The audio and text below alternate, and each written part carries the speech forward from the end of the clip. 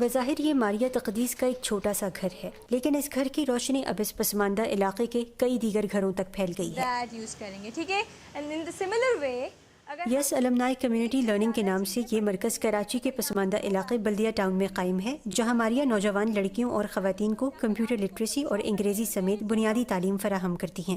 اس علاقے کے لوگ مزدور طبقے سے تعلق رکھتے ہیں، جن کی لڑکیوں کی تعلیم سے متعلق سوچ عموماً محدود ہوتی ہے، لیکن اب اس محلے کے ہر گھر کی لڑکی ماریہ کے پاس پڑھنے آتی ہے۔ سب سے پہلے جو میرا اور ان کا ڈسٹینس تھا اس کو ختم کیا۔ اگر یہاں پہ لوگ برقع پہن رہے ہیں، میں نے برقع پہنا۔ اگر لوگ زمین پہ بیٹھ کے کھانا کھا رہے ہیں، ان کے ساتھ بیٹھ کے کھایا ہے۔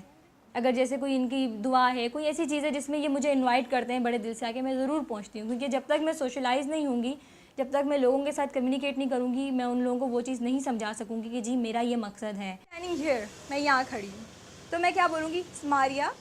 ماریہ گریجویٹ اور شادی شدہ ہیں، اور 7 سال قبل امریکہ کے یس المنائی اسٹوڈنٹ ایکسچینج پروگرام کا حصہ بھی رہ چکی ہیں۔ ان کا کہنا ہے کہ کسی پسماندہ علاقے میں ذہنوں کو تبدیل کرنا ایک مشکل مرحلہ ہوتا ہے، لیکن جب تک کوشش جاری رہے سب کچھ ممکن ہے۔ یہاں پہ اگر کوئی بھی گھر آپ دیکھو، کوئی لنڈے کا کام کر رہا ہے، کوئی سبزی بیچ رہا ہے، کوئی فروٹ بیچ رہا ہے، اور کوئی رکشہ چلا رہا ہے، کرائے کی گاڑیاں ہیں، اپنی گاڑیاں بھی نہیں ہیں، کوئی گدھا گاڑی پہ لکڑیاں لوڈ کرنے کا کام ہے کسی کا۔ یہاں کے لوگ اس طرح کے ہیں، لیکن آج ان کی جو بیٹیاں ہیں جنہوں نے 2 سال ایٹ لیسٹ میرے پاس اسپینڈ کیے ہیں، پڑھا ہے، وہ ٹیچنگ کر رہی ہیں، وہ کوچنگس میں جا رہی ہیں، بڑے بڑے کوچنگس میں جا رہی ہیں سیکھنے کے لیے، اور اس سے پہلے وہاں جانے سے پہلے خود اپنے پیروں پہ کھڑی ہو رہی ہیں کہ ہم یہاں ٹیچنگ کریں گے، ہمیں سیلری ملے گی، اور اس سے ہم لوگ اپنا خرچہ اٹھائیں گے پڑھائی کا، اور ہم آگے پڑھیں گے۔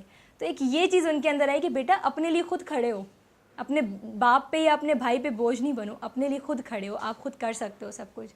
Yes, it is not very large, but نرگس یونس کے 4 بچے ہیں، وہ اپنے بچوں کو خود پڑھانا چاہتی ہیں، اسی لیے ماریہ کے پاس پڑھنے آتی ہیں۔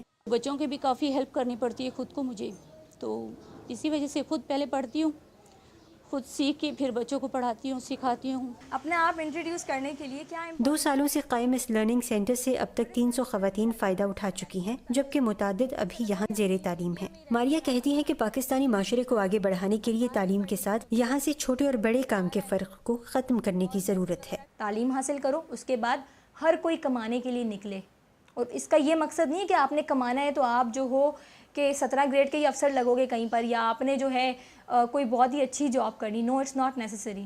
آپ کچھ بھی کرو، ڈو اینی تھنگ، اور اس کام کو برا مت سمجھو۔ کسی بھی محنت کے کام کو برا سمجھو گے تو کبھی بھی آگے نہیں بڑھو گے۔ ماریہ تقدیس کے پاس وسائل کی کمی ضرور ہے، لیکن ہمت اور حوصلے کی نہیں۔ وہ کہتی ہیں کہ پاکستان میں خواتین اگر اپنے وقت کا صحیح استعمال کریں تو وہ اپنے ماحول میں بہت بڑی تبدیلی لا سکتی ہیں۔ تعلیم صرف ایجوکیشن نہیں ہے، تربیت، گھر کے اندر مینر سکھانا، گھر کے اندر چھوٹی چھوٹی باتیں بتانا، اسلام کے بارے میں بتانا، دنیا کے بارے میں بتانا۔ اگر وہ اپنے بچے کو ایک کامیاب انسان بنا لیتی ہے، ایک کمپلیٹ انسان بنا لیتی ہے، وہ کامیاب ہونا اس کا اپنا کام ہے، وہ کامیاب ضرور ہوگا۔ اور جسٹ امیجن کہ اس ماں کے تھرو جو جنریشن چلی ہے، وہ جنریشن ٹو جنریشن کیا سے کیا بنتی جائے گی۔ تو ایک چھوٹا سا خواب ہے، ایک چھوٹی سی خواہش ہے کہ وہ چیز چلتی رہے، رکے نہیں کہیں بھی، اور وہ لوگ جو ہیں بس آج سے 10 سال بعد یا 5 سال بعد جو میرا کنٹری ہے وہ کسی ایک مقام پہ کھڑا ہو کر لوگ کہیں کہ ہاں یہاں کی عورتیں بہت اسٹرانگ ہیں۔ عائشہ خان، اردو VOA، کراچی۔ جائیں گی